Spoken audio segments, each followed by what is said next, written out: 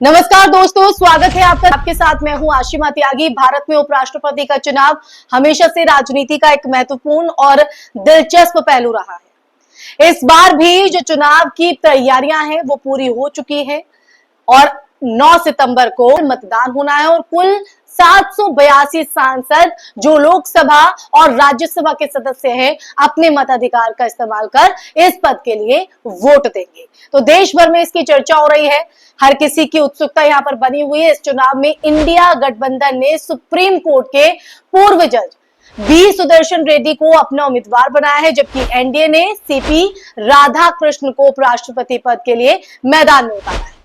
यह चुनाव सिर्फ एक औपचारिक प्रक्रिया नहीं है, बल्कि देश की लोकतांत्रिक संरचना, राजनीति के समीकरण और संविधान की आत्मा से जुड़ा हुआ पहलू भी है। इसलिए जरूरी है कि हम समझें कि उपराष्ट्रपति का पद कितना अहम है, इसकी चर्चा क्यों हो रही है और इसमें मतदान करने वाले सांसदों की भूमिका कितनी बड़ी है या कितनी अहमियत रखती है। भारत का संविधान उपराष्ट्रपति को दोहरी भूमिका देता है दोस्तों। पहली भूमिका ये कि उपराष्ट्रपति कार्यपालिका में राष्ट्रपति के बाद दूसरे नंबर पर होते हैं। अगर किसी कारण, किसी वजह से राष्ट्रपति पद का पद जो है वो खाली हो जाता है तो उपराष्ट्रपति को अस्थायी रूप से राष्ट्र प्रमुख की जिम्मेदारी निभानी पड़ती है। दूसरी भूमिका में उपराष्ट्रपति राज्यसभा के सभापति होते हैं।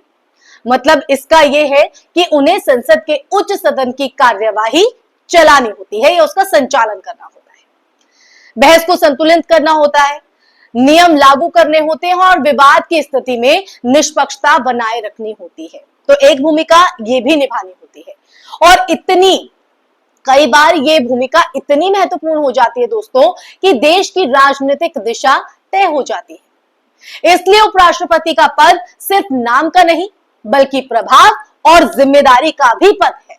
उपराष्ट्रपति चुनाव की प्रक्रिया पर आते हैं। राष्ट्रपति चुनाव से थोड़ा अलग होती है। राष्ट्रपति के चुनाव में संसद के दोनों सदनों के जो सदस्य हैं और राज्यों के जो विधायक हैं वो मतदान करते हैं, लेकिन उपराष्ट्रपति चुनाव में अगर बात करें तो सिर्फ लोकसभा और राज्यसभा के जो सांसद हैं वो वोट कर सकते हैं, यानी अपने मत का इस्तेमाल कर सकते हैं। और खास बात यह है कि दोनों सदनों के जो मनोनीत सदस्य हैं वो राष्ट्रपति चुनाव में मतदान नहीं कर सकते, लेकिन उपराष्ट्रपति चुनाव में वोट दे सकते हैं। संविधान के अनुच्छेद 66 में इलेक्टोरल कॉलेज की जो व्यवस्था है वो बताई गई है। वहीं अनुच्छेद 68 की अगर बात करें तो वो कहता है कि अगर उपराष्ट्रपति का पद खाली हो जाए तो 60 दिनों के अंदर चुनाव कराना जरूरी है। चुनाव आयोग इसके लिए एक निर्वाचन अधिकारी जो है वो नियुक्त करता है। ये इस तरह की प्रक्रिया यहाँ पर रहती है, जो आमतौर पर किसी एक सदन का महासचिव होता है, जो अधिकारी नियुक्त किया जाता है। वो उम्मीदवारों से नामांकन पत्र मंगवाता है, जांच करता है और योग्य उम्मीदवारों को चुनाव में शामिल करता है। उम्मीदवार बनने के लिए कम से कम 35 साल की उम्र, भारतीय नागरिकता और राज्यसभा सदस्य चुने जाने की योग्यता आवश्यक है। ये जरूरी हो जाता है। ये किस तरह से पूरी प्रक्रिया रहती है ये मैं आपको बता रही हूँ। साथ ही 20 प्रस्तावक और 20 अनुमोदक चाहिए होते हैं। 15,000 रुपए की जमानत राशि जमा करनी होती है। अब आते हैं अगले पहलू पर। उपराष्ट्रपति चुनाव में एक और खास बात यह है दोस्तों कि यहाँ पार्टी विहिप लागू नहीं होता है। इसका मतलब ये, यानी सांसद अपनी पार्टी की लाइन से हटकर अपने विवेक से मतदान कर सकते हैं, उसमें कोई दबाव नहीं। यही वजह है कि कई बार राजनीतिक समीकरण उलट पुलट हो जाते हैं। यहाँ पर 1969 में कांग्रेस के आधिकारिक उम्मीदवार की जो हार थी वो इसका सबसे बड़ा उदाहरण है। क्यों? क्योंकि उस समय इंदिरा गांधी के समर्थन से वीवी गिरी राष्ट्रपति बने थे और यह दर्शाता है कि उपराष्ट्रपति चुनाव पार्टी राजनीति से कहीं ज्यादा व्यक्तिगत विश्वास, रणनीति और लोकतांत्रिक स्वतंत्रता का मामला है।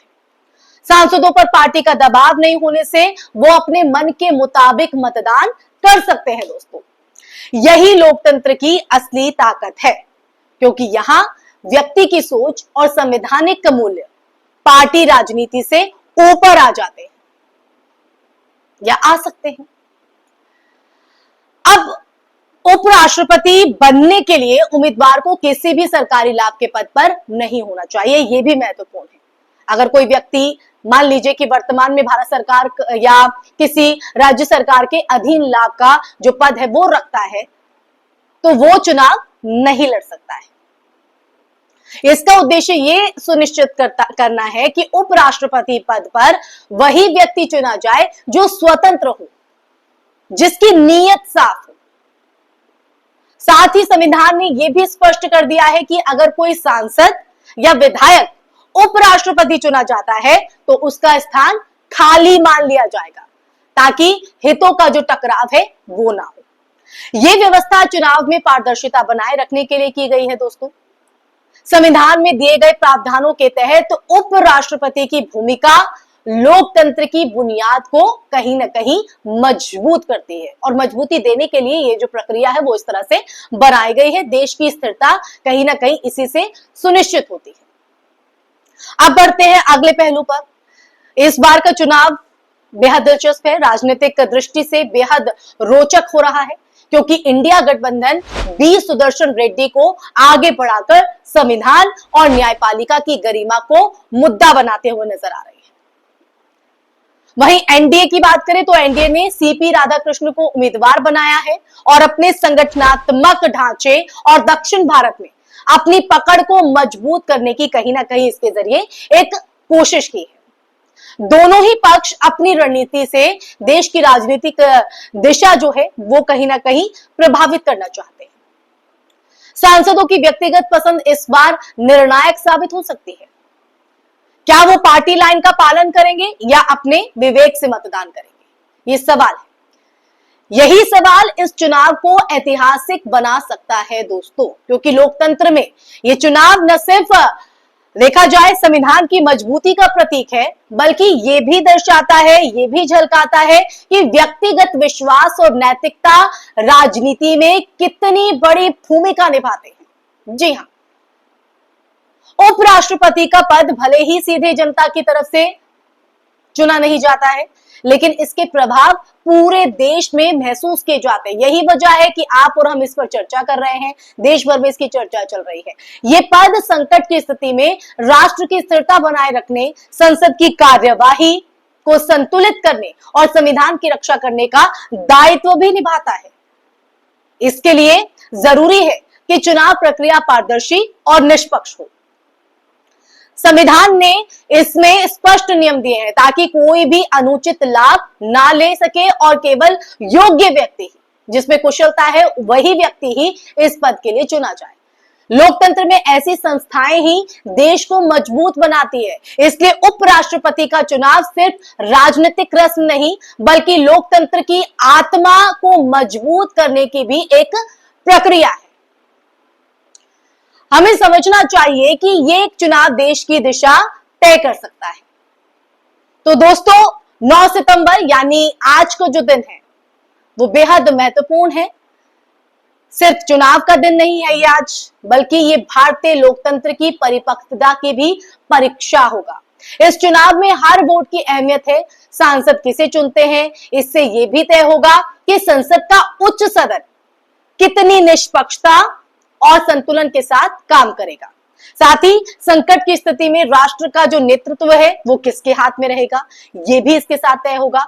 ये चुनाव संविधान में निहित लोकतांत्रिक मूल्यों की रक्षा का एक देखा जाए तो अवसर है, मौका है, चांस है।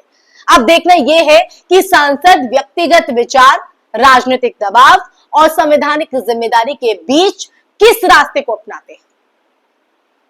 लोकतंत्र की मजबूती इसी में है दोस्तों कि हर प्रक्रिया पारदर्शी और निष्पक्ष बनी रहे। उपराष्ट्रपति का चुनाव हमें यही सिखाता है कि सत्ता से ऊपर संविधान है और संविधान से ऊपर जनता की आस्था, यानी आपकी और हमारी आस्था। यह आस्था ना टूटे, उस लिहाज से ये जो प्रक्रिया है बनाई गई। अब इस प्रक्रिया के तहत किस तरह से वोटिंग होती है और कौन इस महत्वपूर्ण पद पर बैठेगा, इस जिम्मेदारी को संभालेगा, इसी के साथ इस चर्चा में मैं ही विराम लगाऊंगी। कोशिश मेरी पूरी रही कि ये जो पूरी प्रक्रिया है वो कैसे रहती है, क्यों ये पद महत्वपूर्ण है, क्यों देश भर में इस पद को लेकर ये इस चुनाव को लेकर उत्सुकता बनी हुई है। तो दोस्तों, अगर आपको ये चर्चा पसंद आई हो, आपको जानकारी मिली हो, आप मेरी बात से सहमत हैं, असहमत हैं, अगर इस चर्चा को सुनने के बाद आपके मन में कोई सवाल है तो कमेंट बॉक्स में कमेंट करके जरूर बताइएगा, जरूर पूछिएगा और अपनी राय भी साझा कीजिएगा। इसी के साथ इस वीडियो को ज्यादा से ज्यादा शेयर भी कीजिएगा ताकि ये जो इन्फॉर्मेशन है, ये जो जानकारी है वो बाकी लोगों तक भी पहुंचे। इसी के साथ आप लोगों से विदा लेना चाहूंगी, फिर हाजिर होंगे एक नए मुद्दे के साथ। तब तक के लिए अपना ख्याल रखिए। जय हिंद, जय भारत, नमस्कार।